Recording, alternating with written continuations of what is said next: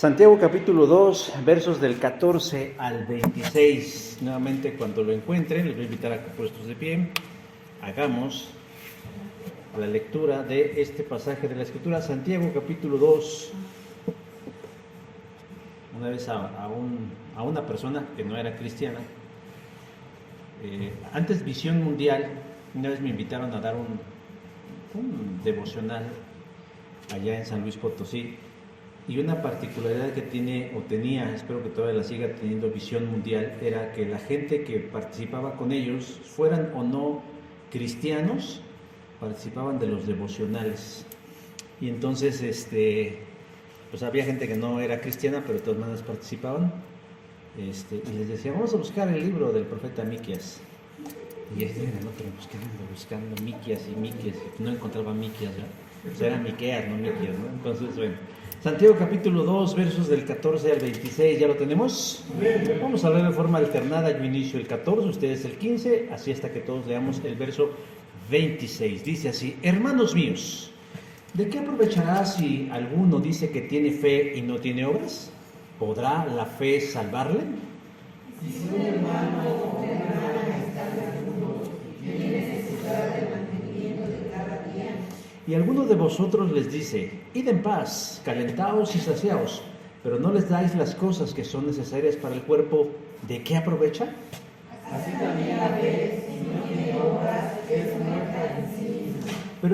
Pero alguno dirá, tú tienes fe y yo tengo obras. Muéstrame tu fe sin obras y yo te mostraré mi fe por mis obras.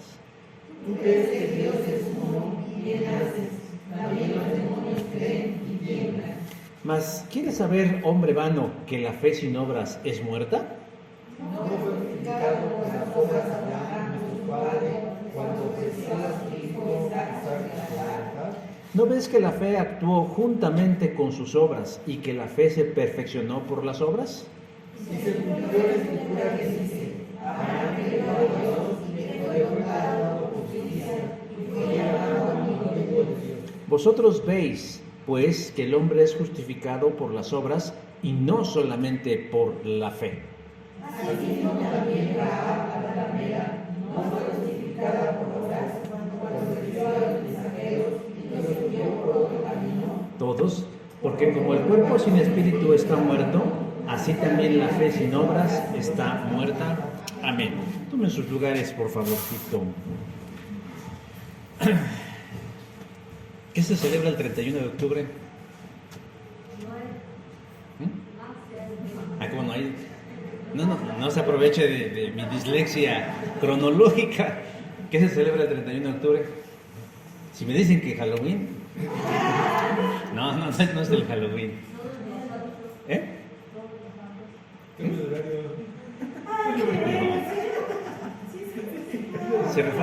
Se cumplen los 505 años de la Reforma Protestante, el 31 de octubre. Y en el marco de esos 505 años, déjame decir que el personaje más emblemático de la Reforma Protestante es sin duda Martín Lutero, monje católico quien en un despertar espiritual declaró que la salvación del alma es sólo mediante la fe. Pero las declaraciones de Lutero, que cambiaron el mundo del cristianismo en la historia, no fueron bien recibidas por muchos.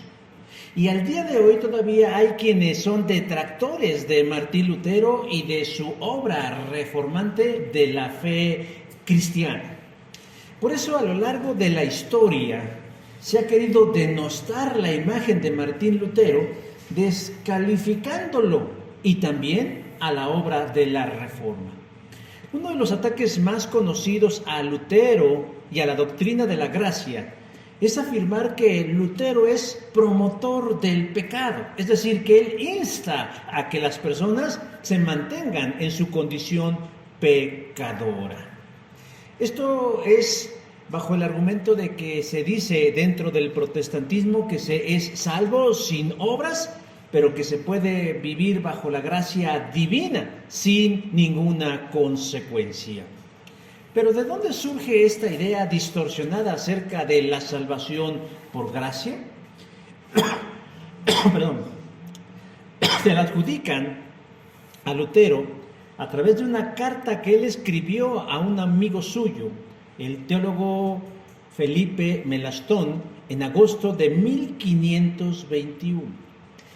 La frase que dicen que dijo Lutero es la siguiente: sé un pecador y peca fuerte, pero deja que tu fe sea más fuerte.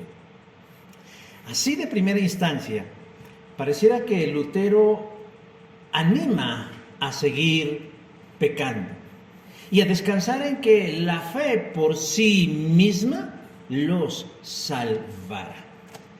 Pero en la frase hay una intención de dolo, porque es una frase construida a propósito. Es decir, sacaron de contexto algunas palabras de la carta y armaron la frase de sé un pecador y peca fuerte, pero deja que tu fe sea más fuerte. Es decir, leyeron la carta, extrajeron algunos fragmentos y la armaron con la única intención de dejar mal parado a Martín Lutero. Porque en realidad cuando uno lee la carta, que es pública, uno se da cuenta que Lutero está respondiendo a las dudas de un creyente que está atravesando por un momento de crisis porque ha sido secuestrado. Por lo tanto, nosotros no debemos caer ¿en qué? En la cultura de la injusticia, ¿verdad? La que vimos la semana anterior. Solo porque a algunos no les gusta o no les conviene una verdad que contradice todo un sistema de creencias. Es por demás probado que Martín Lutero, amén de ser una de las mentes más brillantes en teología, fue un hombre piadoso. Es verdad que Lutero hizo de la sola fide o de la sola fe la bandera de su ministerio cristiano, pero nunca alentó al verdadero creyente a no abandonar la vida de pecado. Al contrario, los exhortó a mantenerse fieles a Cristo y a su salvación. Pero las buenas obras o la buena conducta son el fruto de la conversión y no al revés, como lo afirman sus detractores romanos. Déjeme decir que hablar de fe y obras ha sido un cisma en el cristianismo, es decir, ha sido algo que divide a la fe cristiana. Por un lado, el cristianismo romano enseña y proclama que las obras preceden a la salvación, como una especie de anticipo que va abonando para poder recibir la gracia divina. Me porto bien para irme al cielo. Tengo una buena conducta para recibir bendiciones. Pero en contraparte, la postura reformada es opuesta. La gracia es primero en el orden de nuestra salvación. Por eso, a la reforma le debemos el orden de la salvación, el ordus salutis, es decir, la salvación lleva un orden. Y la gracia es primero y las obras son después como respuesta o como consecuencia natural de la evidencia del nuevo nacimiento en Jesús.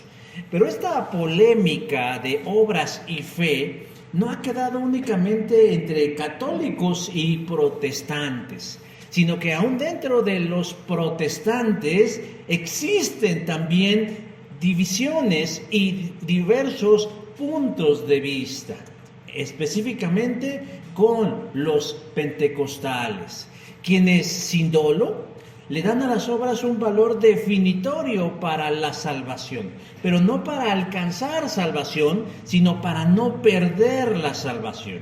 Ellos dicen que nosotros somos salvos por gracia, pero que debemos hacer buenas obras, o de lo contrario, la gracia nos es quitada. Déjeme decir que tanto la postura romana de que las obras son antes de la salvación y de los pentecostales de que las obras son indispensables para mantenernos en salvación está equivocada. Y hoy descubriremos por qué. Santiago o Jacobo es medio hermano en la carne de Jesús. Y aunque en su carta nunca alude su parentesco o cargo dentro de la iglesia, se presenta como siervo de Dios y del Señor Jesucristo. Santiago, capítulo 1, verso 1. Sabemos muy poco acerca de quiénes son los destinatarios de la carta o por qué escribió la carta. Lo único que leemos a través del mensaje es que la carta está dirigida a un grupo de judíos convertidos a Cristo en los primeros años de la iglesia. Pero no sabemos cuál fue el motivo que movió a Santiago a escribirle, aunque sí descubrimos que es un documento práctico de la vida cristiana para momentos específicos. Uno de ellos, cuando se habla de la fe y la conducta del creyente. La carta de Santiago es antes de los escritos de Pablo, quien años después declararía que el justo por la fe vivirá. Pero pareciera entonces que hay una contradicción entre los escritos de Pablo y los escritos de Santiago. Porque por un lado Pablo nos dice que el justo vivirá por la fe, mientras que Santiago nos dice que la fe sin obras es una fe muerta. Pero no hay contradicción en todo esto, sino más bien hay una amalgama que perfectamente se combina. El problema es un asunto de tiempos. ¿En qué momento aparece la conducta que refleja a Cristo y en qué momento la salvación? Decía yo, para el catolicismo romano, primero nos portamos bien y si somos merecedores de la gracia, entonces la recibimos. Pero hoy nosotros descubriremos que no es así, que nosotros primero recibimos la gracia, porque de lo contrario ya no sería gracia, ¿verdad? Sería por obras y no por misericordia. De tal manera que existe una combinación perfecta entre la fe a Dios y las buenas obras como consecuencia de mi fe. El problema, mis hermanos, es que hay personas que dicen creer en Dios, que incluso se simpatizan con Jesús y asisten a las iglesias, pero sus acciones, su diario andar, la vida cotidiana no refleja la presencia de Cristo en sus vidas.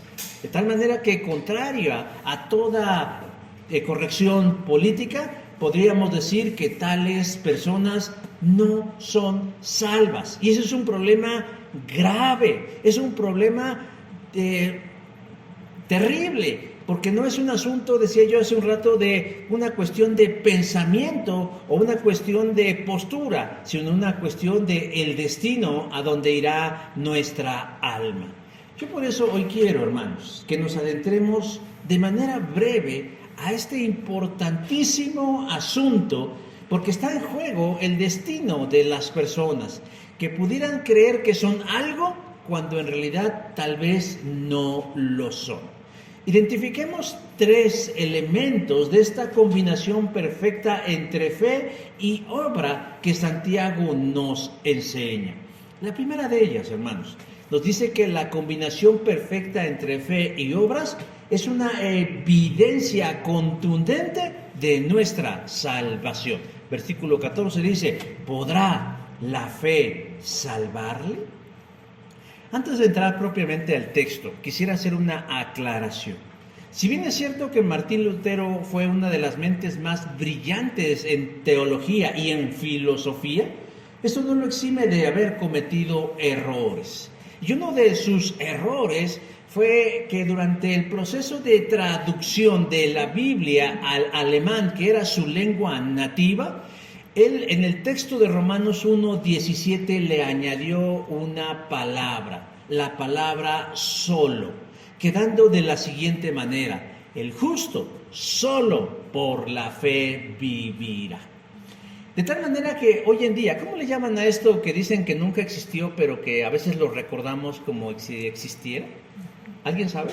Ya ven que dicen que Campanita no aparece en las presentaciones de Disney, pero que todos recordamos que sí aparecía, pero que nunca apareció. Y este fenómeno tiene un nombre en específico. Después me acuerdo y se los digo. Efecto Mandela. De igual manera, el efecto Mandela ha aplicado porque muchos cuando recitan Romanos 1:17 lo recitan como Martín Lutero, lo tradujo: el justo solo por la fe vivirá. Pero el texto original o el texto más antiguo no tiene la palabra solo, sino dice: el justo por la fe vivirá. De tal manera que él tenía una intención. Él tenía la intención de enfatizar la sola fe por encima de las obras como camino para llegar a la vida eterna. Pero a veces no tenemos nosotros que ayudarle a Dios con estas artimañas, porque desde luego que lo único que acarrean son falta de credibilidad y desconfianza a los textos sagrados. Y esto también fue porque Lutero chocaba mucho con la carta de Santiago, ya que él entendía que Santiago enfatizaba las obras para salvación y por lo tanto él decidió en su propia versión de la Biblia sacar, o más bien no incluir, la carta de Santiago. Pero seamos justos, es hombre, se equivoca y nuestra fe no estaba puesta en él, sino en lo dicho por Dios. Bueno, aclarado lo anterior, entramos al texto. Santiago comienza en el capítulo 2, verso 14, plantando dos preguntas retóricas. Ya sabemos que es una pregunta retórica, esa que conlleva la respuesta en sí misma. Dice: ¿de qué aprovechará si alguno dice que tiene fe y no tiene obras? Versículo 14. Yo quiero que noten lo que Santiago dice en la pregunta. ¿De qué aprovechará si alguno dice que tiene fe y no tiene obras? Santiago no está diciendo que de qué aprovecha si alguno sabe que tiene fe, sino dice que de qué aprovecha si alguno dice que tiene fe. La palabra de la que traducen dicen es la palabra griega lego, que significa hablar de labios para afuera. Es más, nada más decirlo porque sí, porque yo lo creo, nada más porque yo me asumo como tal, pero no tengo una base sólida para respaldar mis dichos. Es la misma palabra que utiliza Jesús en Mateo 7:21 cuando dice: no todo el que me dice lego, es decir, no todo el que me dice Señor, Señor, entrará en el reino de los cielos. ¿Qué está diciendo? No todo el que habla de labios para afuera entrará en el reino de los cielos. O sea, no se trata solo de decir yo tengo fe. No se trata únicamente de hablar sin algún sustento verdadero de quién soy o en lo que creo. Porque creer en Jesús no es un mantra, es decir, no es una frase que repetimos sin sentido. Creo en Dios, creo en Dios, creo en Dios, creo en Dios. Sino es algo que tiene que ver con algo que nace de nuestro interior que se llama convicción. Y esa convicción nace de un nuevo nacimiento. No nace de nosotros, sino porque Dios pone en nosotros la semilla de la vida eterna. Pablo, por ejemplo, en Romanos 10:9 dice que si confesares con tu boca que Jesús es el Señor y creyeres en tu corazón que Dios le levantó de los muertos, serás salvo. Aquí Pablo está utilizando una palabra distinta a la que usa Santiago o la que usó Jesús cuando se refiere a hablar, a dar testimonio verbal. Porque la palabra confesar, que se relaciona con decir, es la palabra homologeo, que significa reconozco. Pero no solo con mis labios, sino con mi pensamiento, con mi voluntad y con mi vida. Entonces, hay una clara diferencia entre dar testimonio solo con la boca, yo soy cristiano, yo voy a la iglesia, yo leo la Biblia, y aquel que lo dice porque lo tiene como una profunda convicción en su vida. No solo lo dice, sino lo vive, lo respira, lo hace suyo todos los días de su vida. Pero dice algo importante, lo dice a través de sus obras. ¿Y no tiene obras?, pregunta Santiago. O sea, alguien que dice, yo creo en Dios, y no tengo obras, para Santiago es una incongruencia. No es posible que alguien diga que cree en Dios y no tenga una consecuencia o un resultado natural de eso que dice creer. Es como si yo dijera, yo soy un nutriólogo, ¿no? Yo estudié nutrición, pero tengo los triglicéridos en 600, tengo el colesterol en 800, tengo un perímetro abdominal de 3 metros, tengo celulitis, tengo insuficiencia cardíaca, bueno, los cachetes se me cuelgan. Ustedes van a decir, pues tú dices que sabes nutrición, pero tu vida no lo refleja. Y entonces es cuando Santiago plantea una pregunta importante. ¿Podrá la fe salvarlo? Aquí tal vez podríamos parafrasear a Santiago diciendo, ¿podrá la fe por sí sola salvar a alguien que dice que cree en Dios? Antes de contestar la pregunta de Santiago, debemos hacernos otra pregunta fundamental. ¿Qué es la fe? ¿Qué es la fe? La fe tiene tantas definiciones como personas les preguntemos. Aunque en la mayoría de las ocasiones cuando escuchamos la palabra fe, la relacionamos con religión o espiritualidad, pero no necesariamente es así siempre. En cierta forma, todos los seres humanos tenemos fe, tenemos confianza en algo, ¿no? Cuando nosotros llegamos a este lugar y vemos la silla, nos sentamos sin preguntar si la silla nos sostendrá o no. Confiamos que la silla nos va a sostener. Cuando salimos de nuestra casa, al trabajo, a hacer una diligencia, a la escuela o a cualquier lugar, confiamos que llegaremos a nuestro destino. Eso es un tipo de fe. Cuando salimos de ese lugar a donde fuimos y regresamos a nuestra casa, ejercemos la fe diciendo, llegaremos. A veces esa confianza puede fallar, pero en la mayoría de los casos nosotros aplicamos la fe. Es cierta confianza en algo o en alguien. Yo confío en ti, tengo fe en ti. Pero eso no resuelve o no contesta a la pregunta de ¿qué es la fe?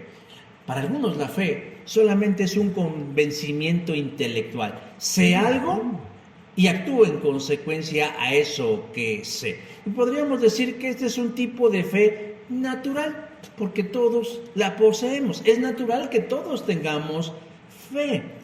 Pero cuando hablamos de asuntos espirituales, específicamente de nuestra salvación, necesitamos otro tipo de fe. No la fe genérica de, bueno, yo creo que llegaré a mi destino. No, pues yo creo que la silla me va a sostener. No, necesitamos una fe de índole sobrenatural. Si vamos a la Biblia, a la carta a los Hebreos, y leemos el capítulo 11, verso 1, nos vamos a dar cuenta que nos da la definición más conocida de la fe. Es pues la fe, la certeza de lo que se espera y la convicción de lo que no se ve. Ya nos dieron otra definición, pero ¿qué creen? También es una definición incompleta. No estoy diciendo imperfecta, estoy diciendo incompleta. ¿Por qué incompleta? Porque la intención del autor a la carta de los Hebreos no es darnos una explicación acerca de la fe. Simplemente aprovecha de lo que va a hablar y nos dice qué es la fe. La certeza, la convicción de algo que se espera y de algo que no podemos ver. Pero Santiago cuando se refiere a fe, utiliza la palabra griega pistis, no de la que viene pistear, o sea, aquí vamos a ir a pistear, no. La palabra griega pistis, que significa credibilidad, convicción, confianza absoluta. Y con eso, hermanos, nosotros vamos construyendo la definición de la que nos habla el Nuevo Testamento. ¿Qué es la fe? Es la entrega absoluta de la vida a Jesucristo sin reserva alguna.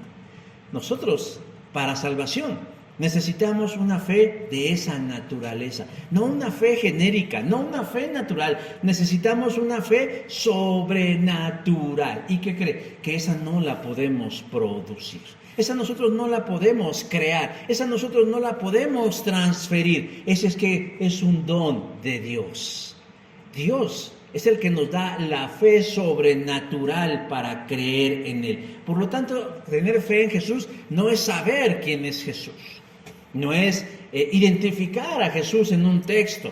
No es simplemente repetir algo de Jesús. Sino es una confianza, una semilla que el Señor pone en nuestras vidas y nos convierte en una confianza absoluta a la persona de Cristo. Él la pone en uno, según Efesios capítulo 2, verso 8. De tal manera, mis hermanos y hermanas, que la conversión a Dios no es tanto lo que nosotros hacemos, sino simplemente una modesta cooperación cuando le decimos sí a Cristo. De tal manera que podemos decir, hay dos tipos de fe. La fe natural, la que posee cualquier persona, pero que no alcanza para tener la vida eterna. Y la fe sobrenatural, que es la que Dios pone en uno y que alcanza no solo para salvación, sino para tener una vida que se caracterice por las buenas obras que produce. Ahora sí, contestando a la pregunta de Santiago, ¿podrá la sola fe salvarle? No. Porque la persona que dice, yo creo, pero no lo refleja mediante una buena conducta, es porque su fe es natural e humana. Y Santiago utiliza un ejemplo para clarificar esto, diciendo, si un hermano o una hermana están desnudos y tienen necesidad de mantenimiento de cada día, y alguno de vosotros le dice, id en paz, calentaos y saciaos, pero no les dais las cosas que son necesarias para el cuerpo, ¿de qué aprovecha? Versículo 15 y versículo 16. La fe natural, esa que no salva, esa que traemos nosotros por naturaleza, esa que tiene quien no ha nacido espiritualmente, esa que tal vez ha aceptado el Evangelio en la cabeza pero no en la voluntad, no hace nada. Ve la necesidad y no actúa. Ve el llamado y no responde. Ve el desafío y se queda impávido diciendo, eso no es asunto mío. ¿Por qué no trabajan, verdad? Y empezamos a buscar argumentos para justificar nuestra insensibilidad y nuestra falta de acción. Muchas veces creemos que a la gente hay que estarla animando. Congrégate, lee la Biblia, evangeliza, haz buenas. Les estamos animando a que hagan buenas obras. ¿Y por qué la gente no las hace? ¿Sabe por qué no las hace? Porque es probable que no tenga una fe sobrenatural en Cristo. Cree en Cristo, pero lo cree aquí en su cabeza. Lo ha entendido, tal vez porque viene de un hogar con antecedentes cristianos, tal vez porque alguien lo obligaba a ir a la iglesia, tal vez porque alguien le pagaba por ir a la iglesia y lo presionaba. Pero indudablemente no produce un fruto sobrenatural porque su fe es natural. Dice ahí, la fe genérica no salva. Versículo 17, la fe, si no tiene obras, si no se manifiesta con una acción ante un desafío de Dios, dice, es muerta en sí misma. Una persona que ha nacido de nuevo no solo tiene fe en Dios, se comporta como Dios quiere que se comporte. Porque su fe produce buenas obras. buena conducta, buenos resultados. No tienen que estarlo arreando, no tienen que estarlo manipulando, no tienen que estarlo chantajeando, no tienen que estarlo coercionando, no tienen que hacerlo. Porque la fe que poseo, si yo nací de nuevo, produce de manera natural buenas obras. Cuando no produce buenas obras, yo tengo una fe genérica y tengo un grave problema. Mi problema es de salvación. Mi problema es de eternidad. Porque el problema no es que no le haga caso a mi abuelita. El problema es a dónde pasaré la eternidad. De tal manera que contestamos la pregunta de Santiago: ¿puede la fe por sí misma salvarlo? No, cuando la fe es una fe genérica. La segunda cosa que nos dice el texto acerca de esta combinación de obras y fe es que nos distingue de los demás. Versículo 19 dice: también los demonios creen y tiemblan. ¿Y veremos a los demonios en el cielo? Pues no, ¿verdad? Pero creen. Yo también creo, dice el diablo. Así pues no vas a estar en el cielo. Bueno, Santiago entonces empieza a simular un debate entre dos posturas dentro de la iglesia. Alguno dirá: tú tienes fe y yo tengo obras. Muéstrame tu fe sin obras y yo te mostraré mi fe por mis obras. Aquí está hablando que a veces dentro de una congregación hay dos tipos de personas. Las personas que solo dicen que creen. Nadie va a poner en duda lo que la gente cree. Pero de eso a decir que todos los que creen son hijos de Dios, hay una clara distinción. ¿Cuál es? Las buenas obras.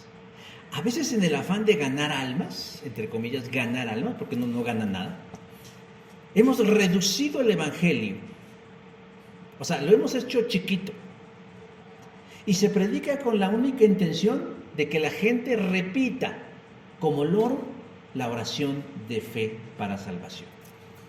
Cuando logramos que alguien nos escuche y le hacemos una presentación breve del evangelio, y tal vez movido por la presión o por la educación de decir: ¿cómo le voy a decir que no? Ya se tomó su tiempo, ya se molestó en estar aquí, o ya para quitármelo de encima, pues entonces voy a repetir la oración de fe que le decimos: ¿le gustaría hacer la siguiente oración? Yo oro y usted la hace, ya sea en silencio o audiblemente. Y la persona hace la oración de fe. Entonces el evangelista, que se siente muy bien porque pensó que ganó un alma, se dice a sí mismo que la persona ha sido salva. Pero no necesariamente es así. Esa oración de fe o ese acto de fe que acabamos de hacer tiene que pasar por el tamiz, por el filtro, por la prueba. Se le tiene que hacer un examen. ¿Y cuál es el examen? El examen de una conducta resultante de un nuevo nacimiento. Yo no tengo un escáner espiritual, o sea, yo no puedo decir tú sí. Así como antes, cuando estuvo lo de la pandemia, que nos ponían los famosos termómetros, ¿no? Tú sí pasas, tú no pasas. Yo me preguntaba, bueno, ¿y qué pasaría si de pronto alguien tenía 40 de temperatura? Nunca supe cuál era el protocolo, ¿verdad? Pero a todos les decían que sí. A veces ni servían los dichosos termómetros, ya en pila tenían y estaban.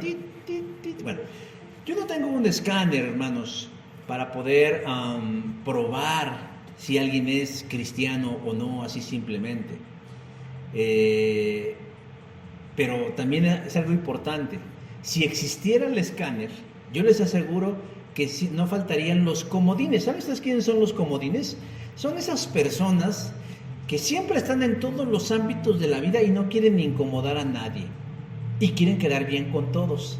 Esos que dicen: no juzgue, dejemos que sea Dios el que decida. Dejemos que sea Dios el que determine al final de las cosas quién es y quién no. Oiga, yo les voy a decir algo. No es un asunto de juicio malsano o doloso.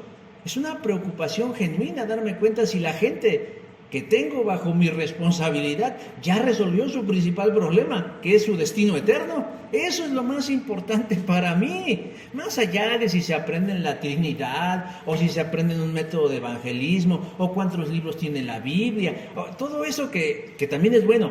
Pero empecemos por lo prioritario. ¿Ya resolvieron su problema de destino eterno? A mí sí me interesa eso. Entonces, la gente, yo asumo que la gente dice, yo soy cristiano, y lo dicen con su boca. Bueno, pues está bien. En un acto de fe, yo lo recibo. Pero también sería cruel de mi parte que esas personas vivieran engañadas creyendo que son algo que a lo mejor no son. Volviendo a la idea del escáner que no poseo, decía yo, asumimos en un acto de fe que todo el que se dice que cree en Dios es salvo. Pero existe una manera de verificar si uno es salvo o no, si uno es cristiano o no, si uno es hijo de Dios o no. ¿Cómo?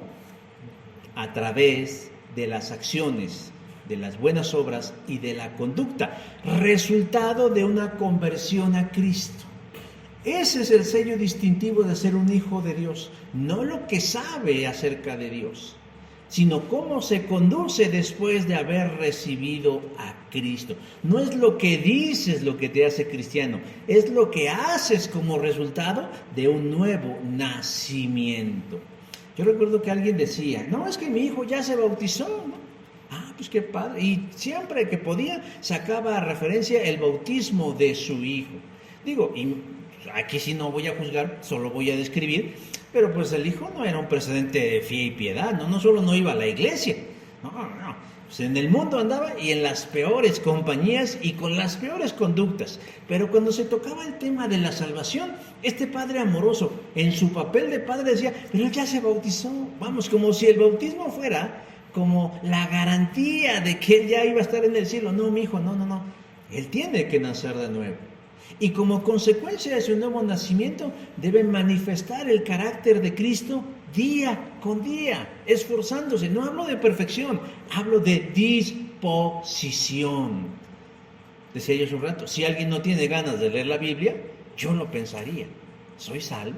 Si alguien no quiere ir a la iglesia, también. Y si alguien cuestiona la autoridad bíblica y espiritual de Dios, también yo lo pensaría. Ahora, hay otra forma de comprobar que la sola fe nos salva y nos distingue. ¿Y sabe quién la comprueba? Lo dice el verso 19, los demonios. Tú crees que Dios es uno, dice Santiago, y haces bien. Pero también los demonios creen. O sea, estás igual que los demonios. O sea, Santiago está diciendo duramente, tú no eres distinto a los demonios, porque ellos creen. Es más, no solo creen en Jesús, tiemblan ante la presencia de Jesús. Pero nuevamente pregunto, cuando lleguemos a la eternidad, ahí, ¿usted cree que abriendo la puerta del cielo se va a encontrar una hueste de demonios esperándolo? No, la lógica me dice que no, el sentido común me dice que no. ¿Pero cómo? Utilizando el criterio de los comodines, pero también creen. Bueno, pero no es creer, no es solo creer. No se trata solo de creer. Santiago es duro en su argumentación. Por eso, algunos, entre ellos Lutero, quisieron sacar del canon de la Biblia a esta carta por considerarla contraria al Evangelio. Pero no es contraria al Evangelio, es complementaria. Porque dice, está bien que creas en Dios, pero lo que distingue tu fe de la fe genérica de los que están completamente alejados de Dios es tus obras, son tus acciones, es tu conducta. Salga usted a las calles y haga un ejercicio social. Pregúntele a la gente, ¿usted cree en Dios? Yo le aseguro, sin temor a equivocarme, que más del 90% de quienes le respondan la pregunta ¿cree en Dios? Le dirán que sí creen en Dios. Pero eso no quiere decir que ellos estarán allá en la eternidad, aun cuando dicen creer en Dios, porque no es que crean en Dios, porque su concepto de Dios es tan genérico como su fe. Es un concepto. ¿Quién sabe qué piensan ellos que es Dios? Muchos dicen que Albert Einstein era cristiano porque inventaba a Dios, ¿no? Él de pronto tenía frases, decir, es que él era cristiano. No. Él tenía un concepto de Dios, un ser superior. Ya.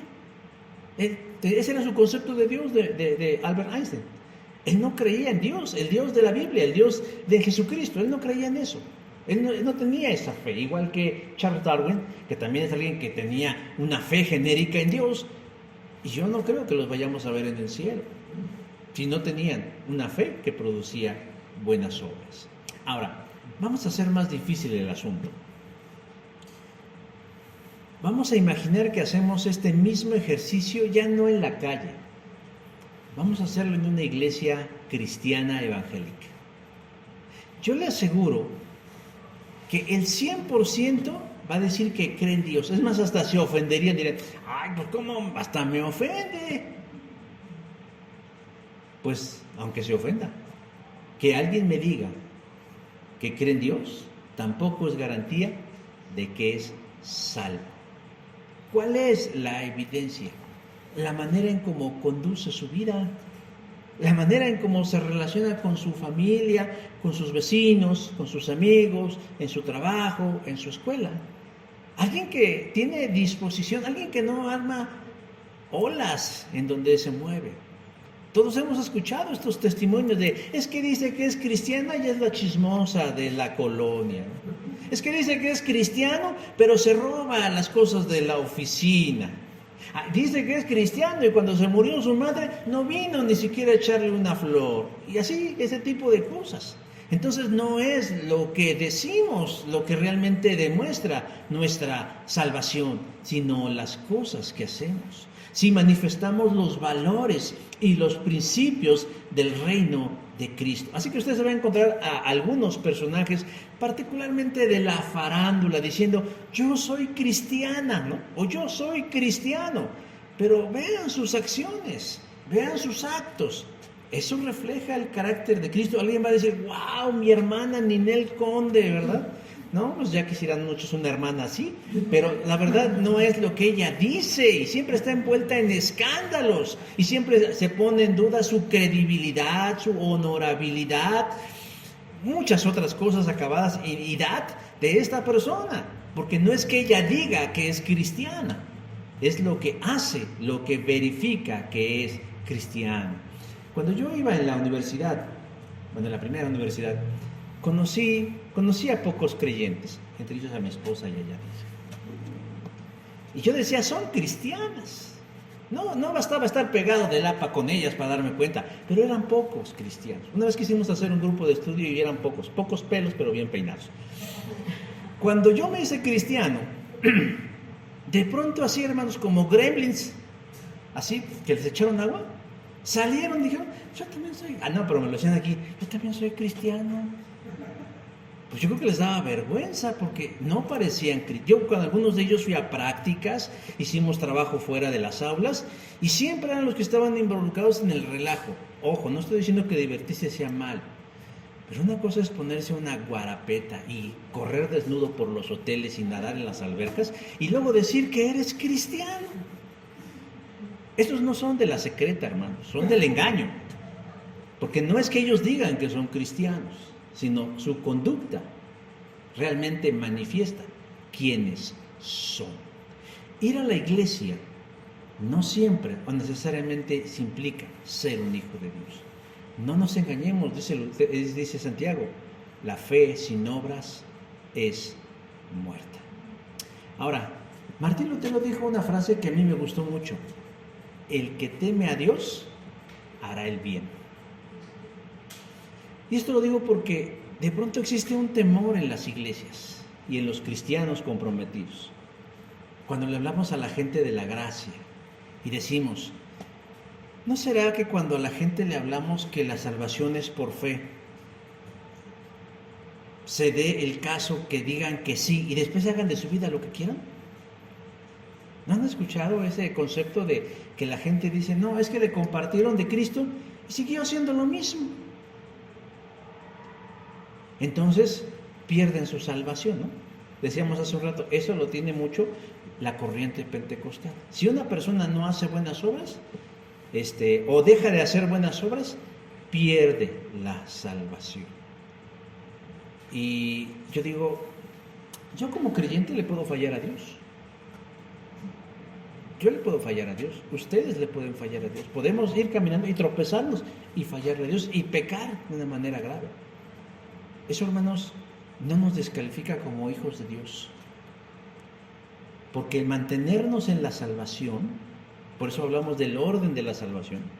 Las salvaciones no son para ganar algo, sino porque ya lo gané. O sea, cuando ya lo gané en Cristo. Pero hay quienes dicen, no, es que si tú dejas de hacer buenas obras, entonces Dios te quita la salvación. Dios te saca de su seno. No, hermanos, la salvación del creyente, a quien Dios le ha dado una fe sobrenatural para nacer de nuevo, descansa en la obra de Cristo en la cruz y no en la mía. Cuando yo hablo de buenas obras, no estoy hablando de buenas obras para salvación, sino como resultado de la salvación. De tal manera que esas obras significan que las haga yo o no, con todo Dios me sigue considerando su hijo. ¿Por qué? Porque nací de nuevo. Dios me hace mantenerme en la perseverancia cristiana. Pero si alguien que milita en la fe renuncia a ella, eso significa que nunca fue de Cristo, según 1 Juan 2:19. Yo ese tiempo escuché a esta señora que o canta o baila, pero no hace ninguna de las dos cosas bien. ¿Cómo se llama? Lucía Méndez. Que ella dijo, es que yo dejé de ser cristiana. No, señor, usted nunca fue cristiana.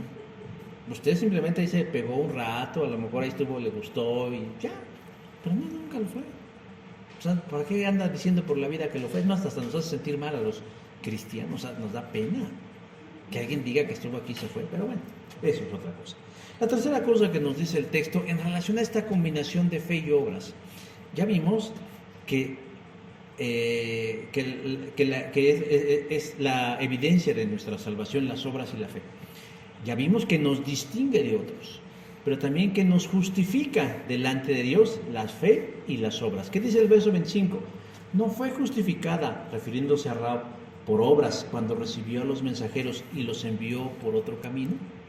Santiago, después de dar esta explicación, da dos ejemplos claros para ilustrar de manera precisa lo que está tratando de decir.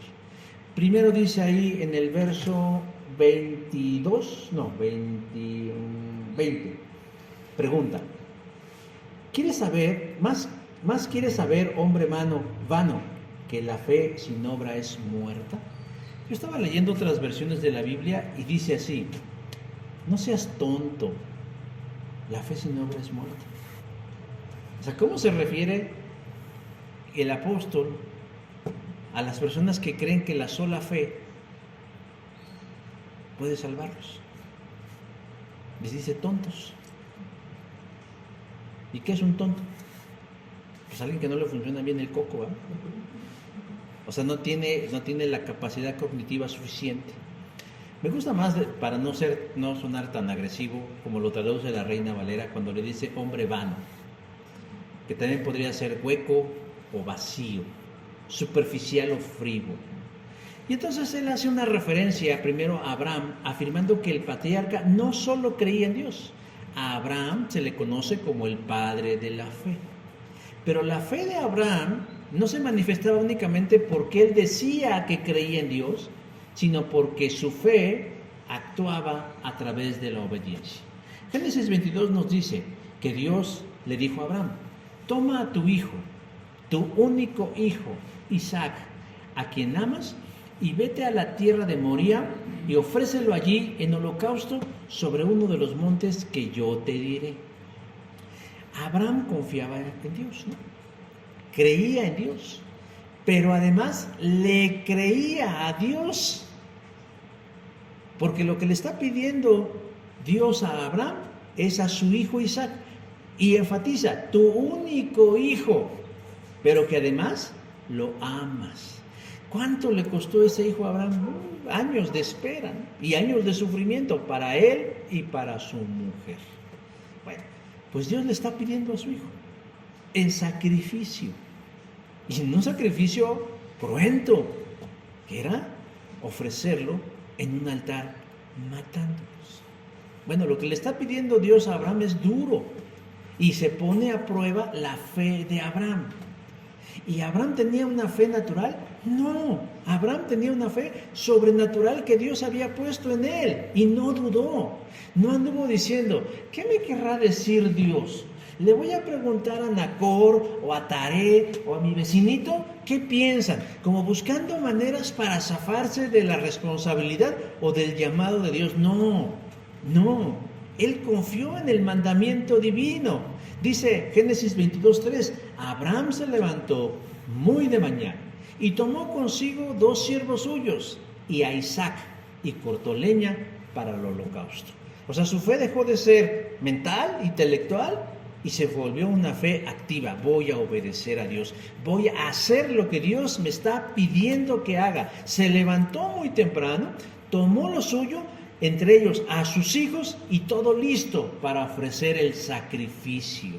¿Se dan cuenta cómo opera la combinación perfecta entre fe y acciones? No únicamente es saber lo que Dios quiere, sino es hacer lo que Dios quiere. Pero nosotros lo hacemos no porque alguien nos obligue, sino que Él pone en nosotros que el querer como el hacer por su buena voluntad. Dice, es una obra de Dios.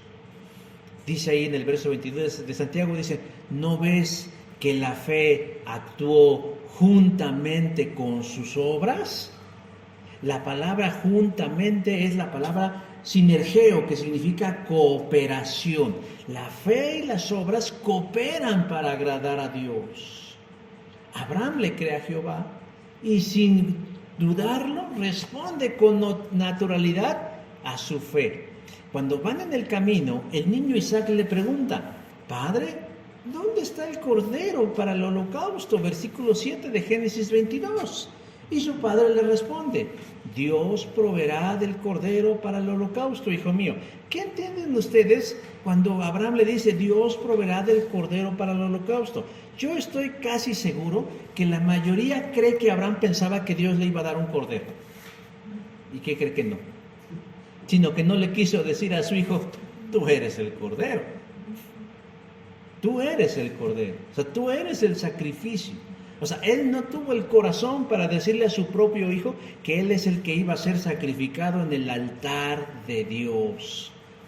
Pero él iba dispuesto a sacrificar a su hijo. ¿Por qué? Porque le cree a Dios. Porque él sabe que lo que Dios le está pidiendo es bueno. Como dice Pablo en Romanos 12, porque la voluntad de Dios que es agradable y perfecta. Por eso cuando Dios nos pide algo a los verdaderos hijos de Dios, no la hacemos tanto de tos, porque confiamos que lo que Dios nos está pidiendo es lo mejor, es bueno y perfecto. Cuando murió mi madre yo pensé eso. Yo no lamenté su muerte en un sentido de tragedia, porque dije, tú sabes lo que es mejor para ella. Y si irse es lo mejor, yo estoy de acuerdo. Es agradable y perfecto. Él era el cordero. Y la fe de Abraham se estaba evidenciando en ese momento. Y entonces dice que cuando ya estaba así con el cuchillo porque ya Isaac comprendió que yo soy el sacrificio, en ese momento Dios se dio cuenta y dijo, este sí cree en mí, porque no solamente cree en mí aquí, sino que está dispuesto a hacer cualquier cosa por mí. Y por eso dice en el versículo 23 que Abraham, ¿qué es llamado qué? El amigo de Dios. Dios miró con buenos ojos, no solo que creyera en él, sino que le creyó viendo su disposición a obedecerlo. El segundo ejemplo es Rahab. Josué envió 2 espías a reconocer la tierra de Jericó. Y en su logística tuvieron que ser escondidos. Y una mujer que se dedicaba a una actividad poco recomendable, llamada Rahab, los escondió.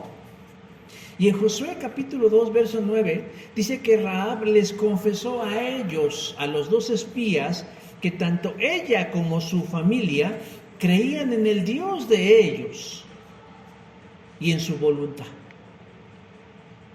Pero Rahab no solamente creía en un sentido genérico en el Dios de los hebreos, sino que estaba dispuesta a hacer algo en consecuencia a lo que Dios le pedía. ¿Y qué le pidió?